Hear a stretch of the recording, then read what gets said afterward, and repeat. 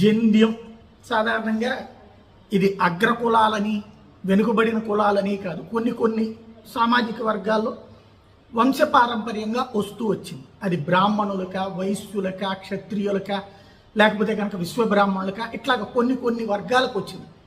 అది తరతరాలుగా వచ్చినటువంటిది ఉంది. మధ్యలో కొంతమంది అంటే సనాతన ధర్మంలో జంధ్యం అనేటటువంటి అంటే దాన్ని ఉపనయనం చేసిన తర్వాత పెట్టేటటువంటి కాన్సెప్ట్. ఓ రకంగా ఆడపిల్లలకి పెద్ద మనిషి అయ్యేటటువంటి సిస్టమ్ అయితే ఇక్కడ ఆ పెద్ద మనిషి అంటే బాధ్యత, ఇక్కడ మగవాళ్ళకి ఇక్కడి నుంచి బాధ్యత అన్నటువంటి సిస్టమ్ నడుస్తూ వచ్చింది.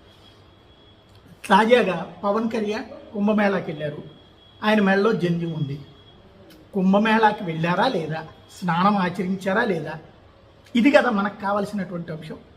ఆయన జంధ్యం ఏంటి, ఆయన ఏ కులము, ఆ కులంలో జంధ్యం ఉందా, ఆయన గోత్రం ఏంటి,